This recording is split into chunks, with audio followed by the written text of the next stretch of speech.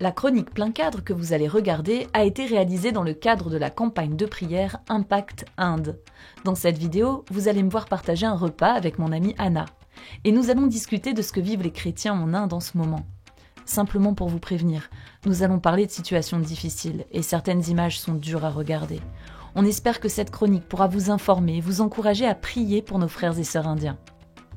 Oui, du coup, tu parlais de mensonges. Qu'est-ce que tu veux dire par là ? En fait, il y a plusieurs mensonges qui circulent en Inde. Ok. Et par exemple, il y en a un qui consiste à dire que ceux qui se convertissent au christianisme, ils le font pour de l'argent. Et ça, je l'ai même entendu de mes propres oreilles. Une fois, j'étais dans un train, j'allais à Paris. Et là, j'ai rencontré un couple d'Indiens, mais super sympa, vraiment des personnalités très charmantes. Et je garde un bon souvenir de cette rencontre. Mais quand même, je suis restée sans voix lorsqu'on a parlé de la persécution des chrétiens.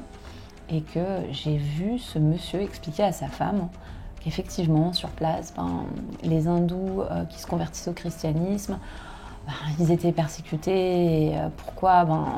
Parce que quelque part, ils s'étaient fait acheter en raison de leur foi. Et voilà, comme si c'était un petit peu de leur faute. Et le fait de l'entendre de mes propres oreilles, même si j'étais déjà au courant de ces rumeurs, de ces mensonges qui existaient, de l'entendre en France... Ah, c'est choquant, quoi, ça. Tu vois. C'est vraiment quelque chose qui est ancré. Et si tu veux, regarde, je peux même te montrer une vidéo qui va te montrer à quel point ces mensonges vont entraîner la violence.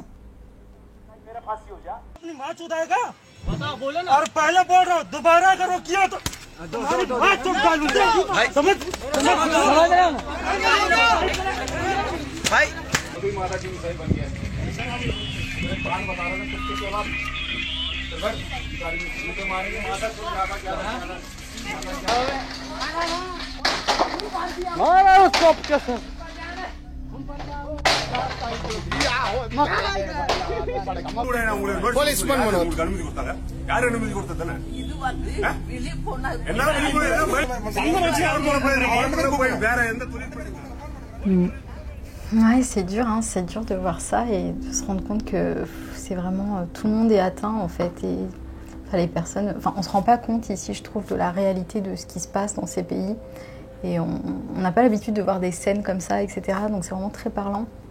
Et je voulais te demander s'ils étaient un peu partout en Inde. Est-ce que c'est partout pareil ? La persécution ? Ouais. Ou est-ce qu'il y a des différences ? C'est vrai que c'est une bonne question. Parce que l'Inde, je regardais ça dernièrement et c'est quand même un pays qui, en termes de superficie, équivaut pratiquement 6 fois la France. Ouais, c'est énorme. C'est énorme, quoi. Et donc forcément, les situations sont différentes en fonction des États. Mais ce qu'on peut remarquer, c'est que la persécution, elle a surtout lieu dans les zones rurales. Ouais. Et aussi, elle va dépendre des États. Et dans les États où il y a des lois anti-conversion, c'est vrai que on relève qu'il y a beaucoup de violence. Comment les personnes entendent parler de l'évangile, du coup ? Est-ce que ça va être plutôt via d'autres chrétiens qui se sont convertis ?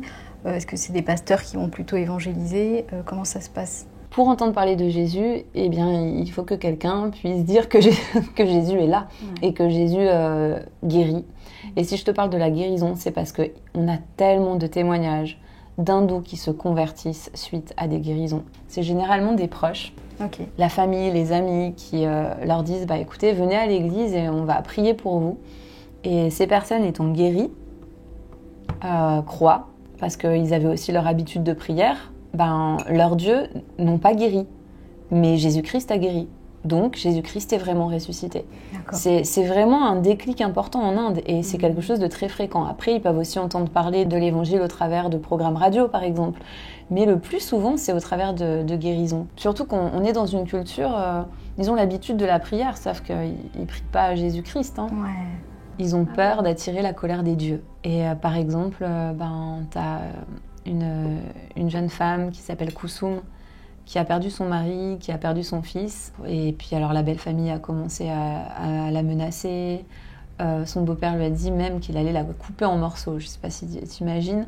Pour cette belle famille, la conversion de leur fils, la conversion de leur belle-fille a apporté le mauvais œil. Et donc c'est les dieux qui sont en colère. Et c'est pour ça qu'ils sont morts.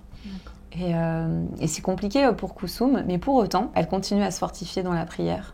Sur Internet, tu l'entends parler dans le cadre d'une chronique plein cadre que j'ai pu présenter. Mon mari Quand je suis rentrée dans mon village avec le corps de mon fils, personne n'est venu vers moi pour partager ma douleur. Mais les chrétiens sont venus pour me réconforter.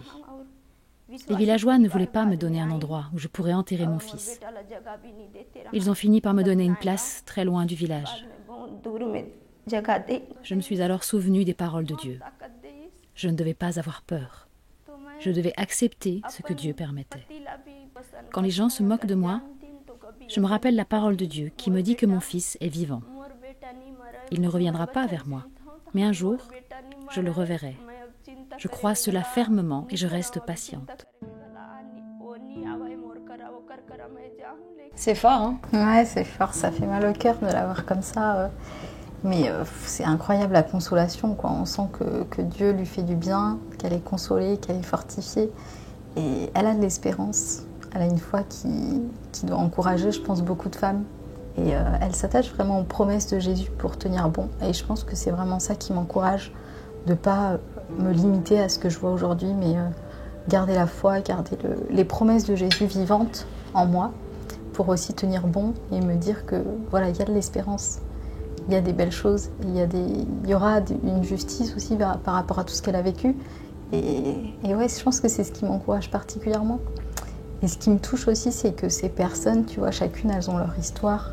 Et Jésus, c'est les rejoindre, chacune d'elles, en fait. Ce qu'on peut voir, c'est des réactions surhumaines dans le désir de vouloir aimer, pardonner, rester attaché à Dieu. Et ça, c'est vraiment, vraiment encourageant.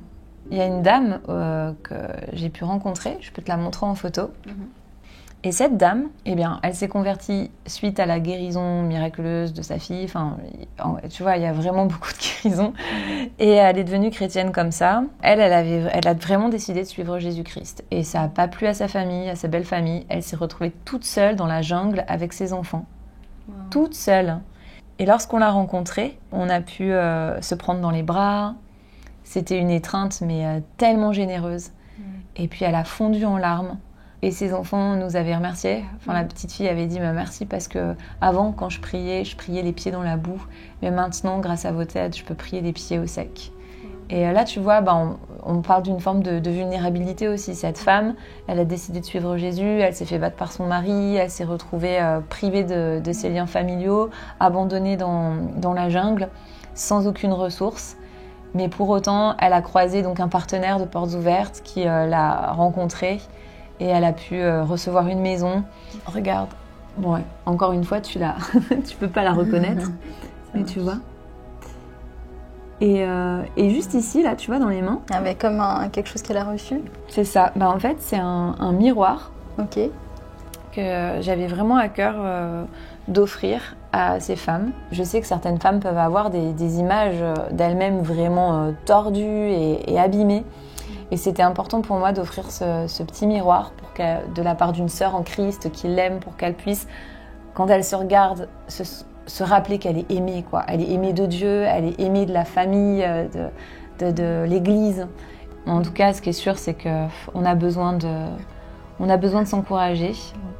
Et c'est vraiment bon de se rappeler que tu vois, l'aide qu'on peut apporter, elle est vraiment concrète. Elle fait vraiment la différence. Et ça, c'est vraiment chouette parce que ça nous motive aussi, ça nous pousse à prier, ça nous encourage à nous investir pleinement en fait et de ne pas être juste je vais prier pour ça au loin et voilà quoi. De vraiment lire leurs histoires, prier pour eux, citer leurs prénoms et s'impliquer en fait. Comme on ferait pour notre frère ou notre sœur en fait, que ce soit notre famille. C'est super que tu parles de tout ça parce que justement dans la campagne de prière du 1er au 31 juillet, chaque jour, un sujet de prière sera donné. D'accord. Donc tu pourras le retrouver dans la chaîne YouTube. Et ça sera une occasion, si tu le souhaites, de pouvoir prier de manière précise pour la situation d'un chrétien. Oui, bien sûr. Et on croit vraiment que ça change tout. D'ailleurs, sur place, il y a aussi cette image qui me restera gravée, où à la fin d'un séminaire, tous ces chrétiens sont venus vers nous pour nous donner leur sujet de prière.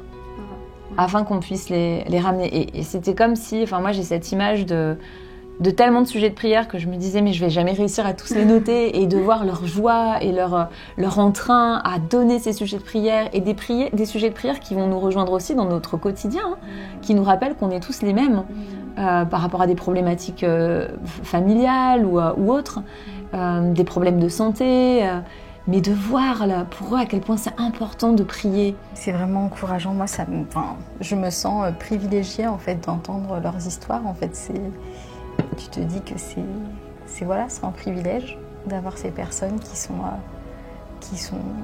courageuses, qui sont persévérantes dans la foi et qui nous encouragent en fait nous-mêmes ici. Moi, ça m'encourage beaucoup aussi, Anna, de te voir toujours être prête à prier comme ça. Ouais, c'est important, et puis je me dis que je le fais pas assez, qu'on a tous besoin de vraiment se tourner vers Dieu dans la prière et de le faire vraiment régulièrement, parce que l'Église persécutée, c'est l'Église d'aujourd'hui, et on en fait partie.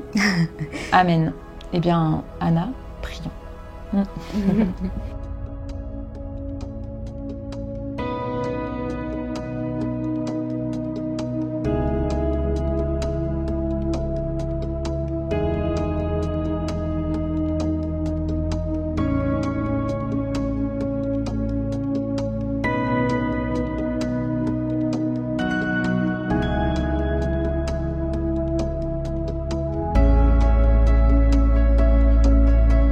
Nos vidéos importantes, n'hésitez pas à les liker et à vous abonner à notre chaîne YouTube. Ce n'est pas grand-chose, mais ça nous aide beaucoup à rendre plus visible le message des chrétiens persécutés. Merci et à bientôt.